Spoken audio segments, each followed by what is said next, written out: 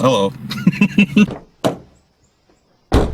Well, that was a movie. Oh, man. Okay. Hello, welcome back to SimonsRants. I'm Simon, and today I'm giving my first thoughts on Beetlejuice Beetlejuice, which is, of course, the sequel to Beetlejuice. It was written and directed by Tim Burton and is starring Winona Ryder, Michael Keaton, Jenna Ortega, Willem Dafoe, other people, and yeah, this movie didn't need to exist. It really didn't. And the frustrating thing about it was this movie really was like 3 movies or more. There was so much plot that could have developed more and been interesting more if it was its own movie, but it was trapped inside of a Beetlejuice legacy-quel thing. And of the many movies, some were good and some were terrible.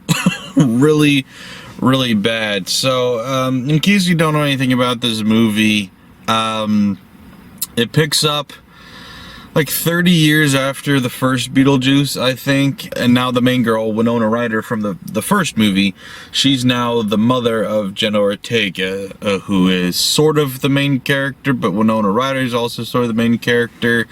It kind of divvies up the time between them, and like I said, there's multiple plots going on. If you've seen the trailer, you know, obviously, well, first of all, it's a Beetlejuice movie, so you've got Winona Ryder and her history with Beetlejuice. You've also got this other side story going where you've got there was a brief mention, a throwaway gag in the first movie by Beetlejuice about his old wife or ex-wife or something like that.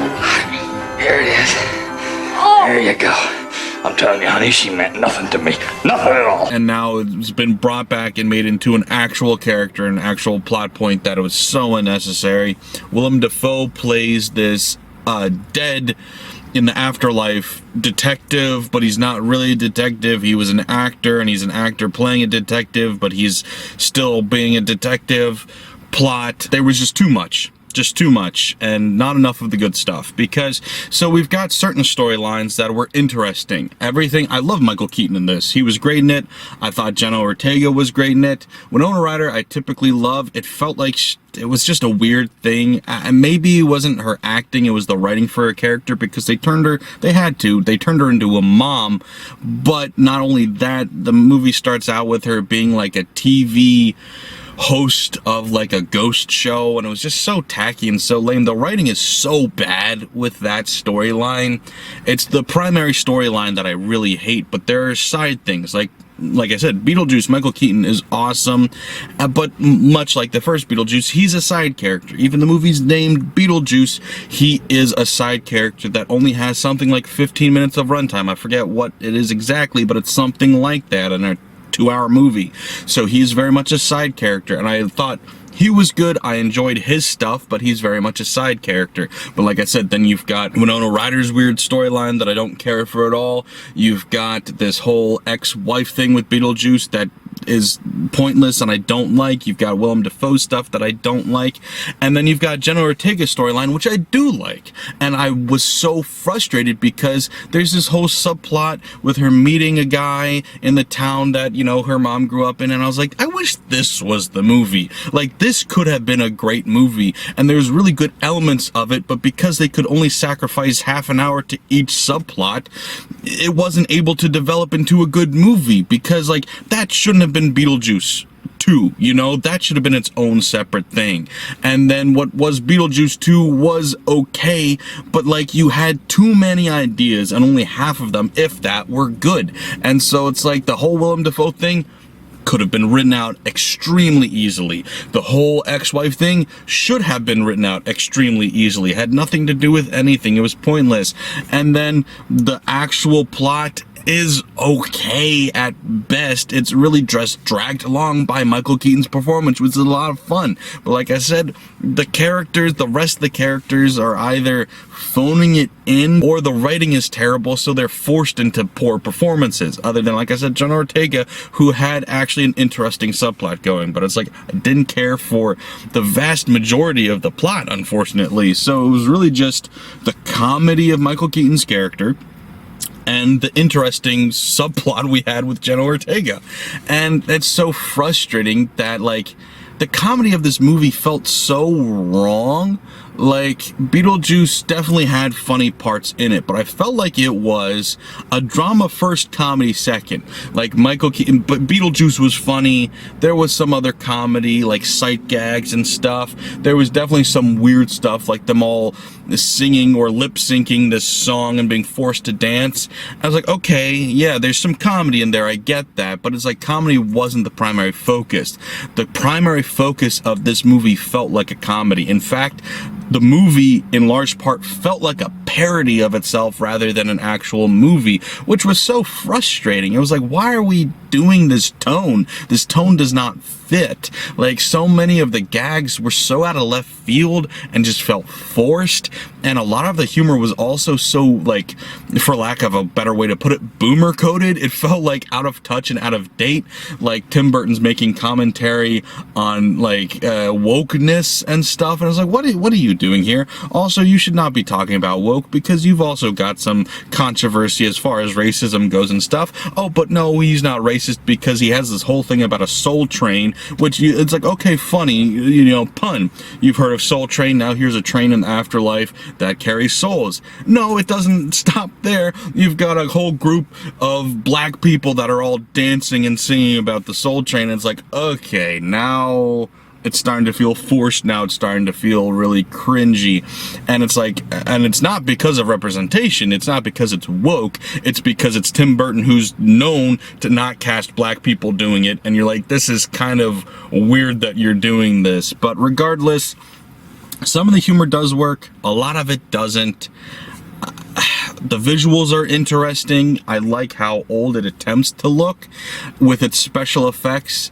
But it doesn't all mesh together. There's an odd mixture of this, you know, stop motion looking type stuff. I don't know if it actually was stop motion or just animation made to look like that, mixed with modern day CGI effects, and it was a weird melding that didn't quite work. The whole movie feels pretty heartless and soulless, and it's like I said, there's a lot of interesting ideas here that just aren't allowed to flourish, allowed to live, because they're being choked out by the primary plot, which is unfortunately sucky. You know, you've got so many things that you're throwing at the wall, and it's like, I appreciate you took your time, obviously, to write this script. You're like, I don't want to write a script until I've got a good idea, and you came up with a few.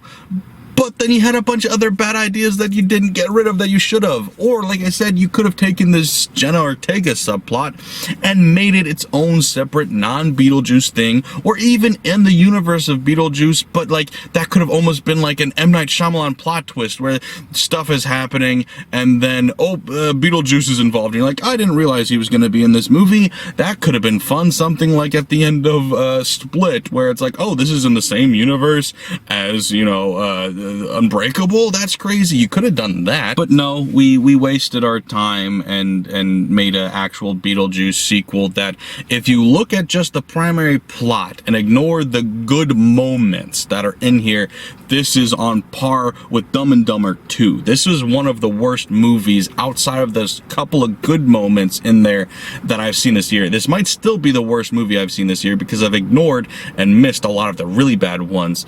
But if you took out those brief good moments that are even almost more frustrating, because like I said, they could have been a good movie if they were used elsewhere, those good ideas, it kind of makes me hate this movie more. But regardless, they were good moments, so they add points to the overall rating. But you take those moments out and this movie would have had a chance at being the worst movie of the year, and I think it definitely would have run away with it, at least of the movies I've seen so far. So Yeah, this is a frustrating movie because it wastes everything good about it and really harps on some really dumb and bad and pointless things. And I just remember there's a whole other thing that I forgot about. Winona Ryder's got a whole subplot thing too going on where it's like, so the mother or the father of her daughter is dead and she's maybe getting remarried to this co-host or producer guy of her show that I mentioned she has, and it's like, I don't care about any of this. And once again, if you took that out, nothing changes.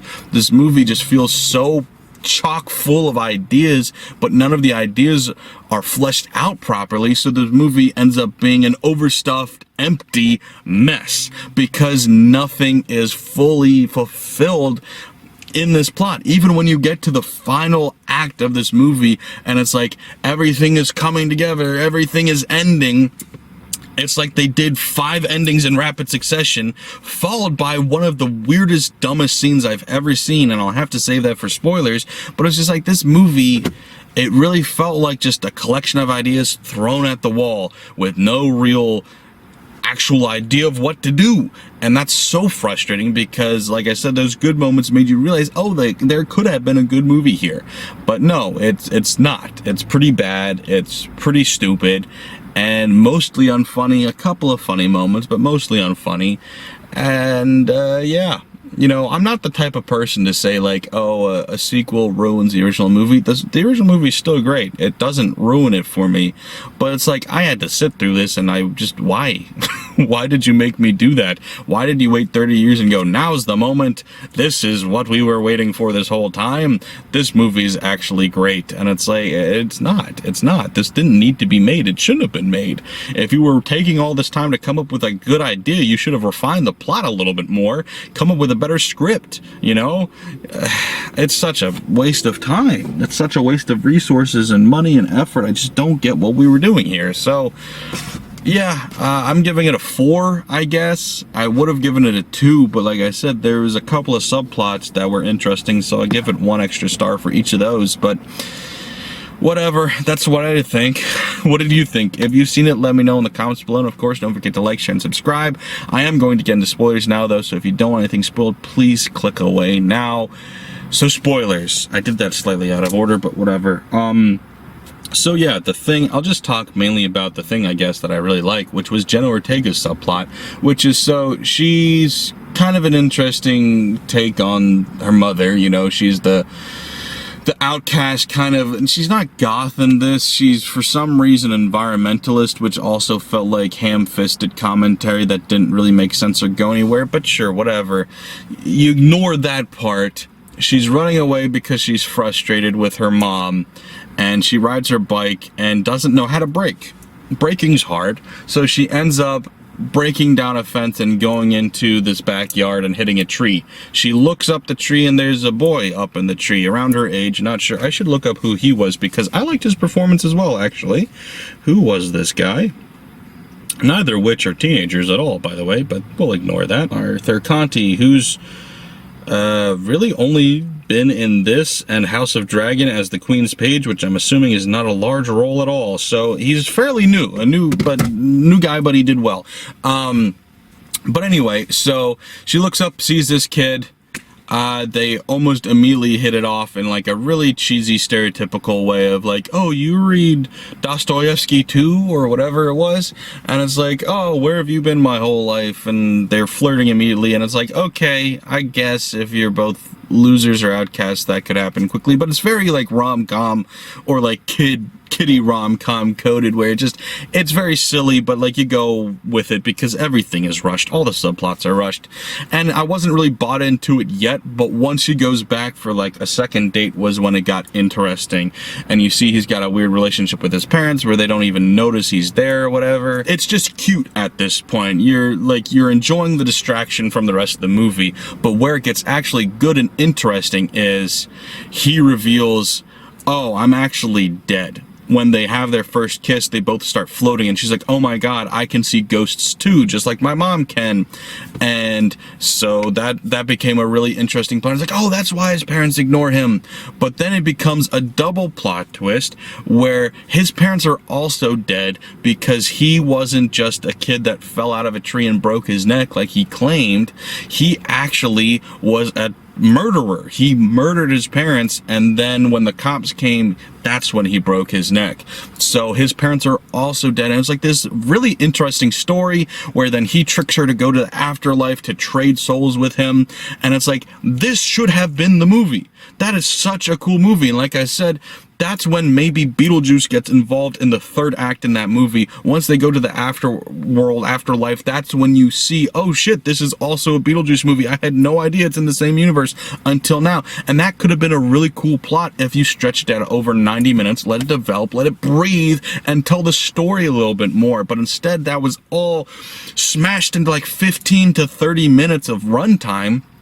And when he like gets his comeuppance in the end, Beetlejuice sends him to hell, and it's so rushed. And I was like, this should have been a good plot. This was really interesting, really fascinating. This could have been a really good story, like almost like Stephen King-ish. It reminded me of like an interesting plot there. It's like, this could have been a really, really good movie if Tim Burton had just made that instead of this stupid movie. So that was all really interesting. Like I said, Beetlejuice's interactions, his comedy, that was all fun. I enjoyed seeing his little world where he's got a bunch of henchmen with shrunken heads. That was fun. Also, Danny DeVito had a cameo that was fun. A little bit overplayed, but it was fun.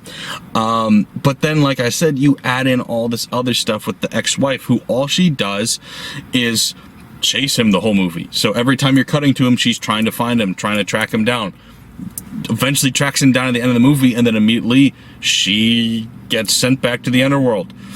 She doesn't accomplish anything. That was pointless. Similarly, you've got this detective who the whole time is tracking down people. He doesn't provide anything but comedy, there was a funny part where, like I said, he's an actor playing a detective, and so as he's giving his speech to his men, you see somebody in the background holding up cue cards, which was funny. It was funny when it was subtle. Once they showed the cue cards dead on, it was like, okay, kind of ruined the joke by making it not subtle anymore. But regardless, it was a funny concept, it was a funny idea, but he also added nothing of value to this story outside of that one joke, because once again, he shows up to save the day at the end, but then you're wondering, so who's gonna stop Beetlejuice? Is it gonna be her because she's gonna suck his soul? Is it gonna be the detective because he's gonna shoot him and stop him? Who's it gonna be? And then they all show up, and then nothing happens because Jenna Ortega just opens the book and does a spell, and then goes, oh, by the way, your contract is void. And it was all so pointless. Have I been out of focus this whole time? I hope not. It was also pointless. Like, none of these subplots should have existed, and we could have spent time on the interesting stuff instead. Or, like I said, just make that its own movie. And then you've got the whole subplot with the mom, the grandma character, and then the dad character was also completely wasted, because there's this interesting subplot, this moment in there where they are mentioning, and this had to have meant something in an earlier draft that then got scrapped, because so Winona Ryder is a medium now. She can see ghosts everywhere she goes and talks to them, and so for whatever reason, she cannot see or talk to her dead husband. Why? That's interesting. And then when they say, oh, well, he went missing in the rainforest, and you're like, oh, okay, so that must mean he's not actually really dead. Interesting. How's that going to affect the plot? No, he is actually dead. Oh, so then why can't she see him? We'll never talk about it. We'll never address it. Just say, sucks that I can't, but I'm always there. And it's like, what? That was such a pointless subplot. Why did we do that? That had no meaning at all. It was random and weird. Winona Ryder's parents have this whole subplot where she ends up dying too, and then he dies in this really stupid way off screen, where then they animate it in a really weird way that was just so tacky and unfunny. And then clearly it's not the same actor portraying him, so they have the top half of him being bit off by a shark, and then it's just so pointless. The comedy in it just felt such in bad taste. It's like we're talking about him dying, and it's like, So he died. His plane went down. Oh, so he died in a plane crash? No, he survived the plane crash. Oh no, so he drowned in the ocean? No, he actually didn't drown. He was eaten by a shark. And I was like, this isn't funny. What are we doing? Like, this just isn't good. This isn't good comedy. What are you trying to write? Like, I don't get what we're doing here. And so much of this movie had comedy like that just didn't make sense. Like, you know, the annoying fiance, I guess, character has some weird bits too, where it's like, oh, well, he only feeds the kids, you know, apples and carrot sticks at Halloween because reasons. He's a hippie, I guess. I don't know. But he's like faking being a hippie. He's not actually a hippie because he's like, oh, I wrote your dad a poem or your granddad a poem. Oh, really? Can I hear it? Well, no, I didn't actually write it. And I was like, what is any of this garbage for? The writing is terrible. It's absolutely terrible.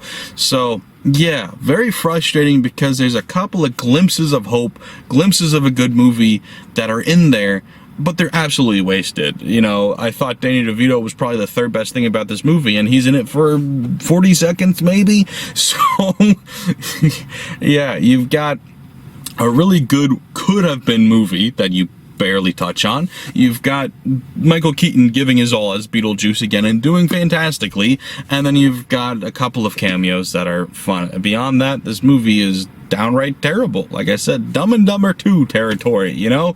Shouldn't have existed. Waste of time, waste of money, waste of effort. Hey, so I realized I forgot to mention this while editing it, so I'm going to talk about the ending, because I talked about briefly in the non-spoiler section how stupid this was. But so, after the movie wraps up, the wedding is called off, Beetlejuice is gotten rid of, the ex-wife is gone, everything seems okay in the world.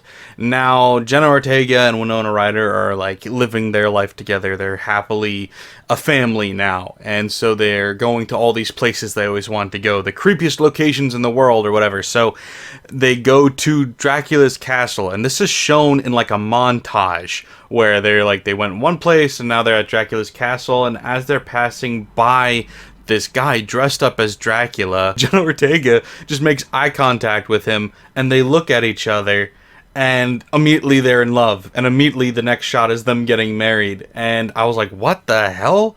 And then the next shot after that is she's getting ready to give birth, and I was like, okay, this has to be a dream sequence at this point. I was like, this is like a joke. She is having a daydream moment, because clearly we saw how she interacted with the other guy. She falls in love too quickly. She's a loser. She doesn't have friends, so she falls in love easily, has fantasies. Okay, so that's how it's going.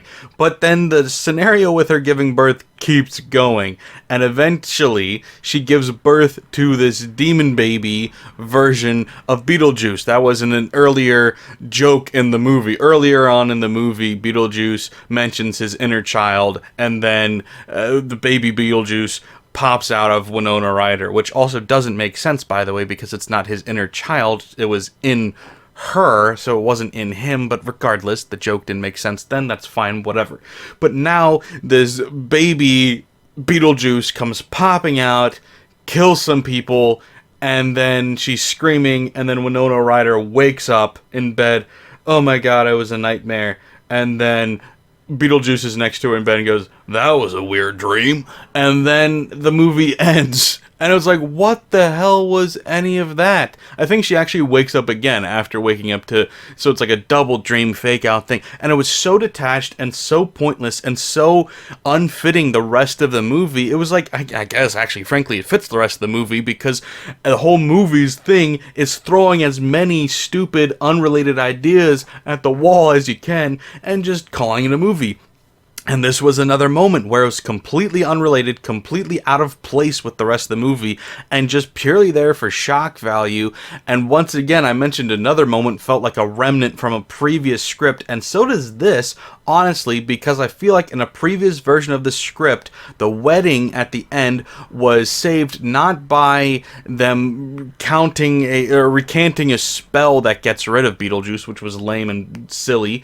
Instead, it was his ex-wife who sucks his soul out and therefore doubly kills, dead, Beetlejuice. And so this would have been a way for Beetlejuice to come back in a supposed third movie, even though I don't think they're ever going to make that. Tim Burton said he wasn't going to, but it opens up the door for one if they wanted to. So it feels like that's why that scene was there. However, Beetlejuice, he explodes, but he's not, as far as I can tell, dead. I think he's still able to come back from that. And so having this scene felt so out of place, and so they had to make it a dream scenario. But now that it's a dream scenario, it just became completely pointless, and it was just a weird, pointless nightmare fake out, followed by immediately by another nightmare fake out, and it's just so tacky and so cheesy and so terrible. It was one of the worst endings to a movie I have ever seen in my entire life. Literally, no exaggeration, one of the worst endings to a movie I have ever seen. So, yeah, forgot to mention that in the original video. Hope you guys enjoyed watching this. I know the camera was out of focus half the time. I don't know why the camera hates my face. Well, I kind of get it. But I hope you enjoyed watching it anyway. If you were frustrated too, or disappointed, or mad, let me know. And if you loved it, good for you. Good for you. Good for you. Yeah. I'm Simon from Simon's Rants, and that's what I had to think today. That's not how I end first thoughts, but thanks for watching, guys. Bye. Football. Football is starting. Football is starting in 5 minutes. I'm excited. My day just got a lot better. I'm gonna go drink beer and eat wings. Hey.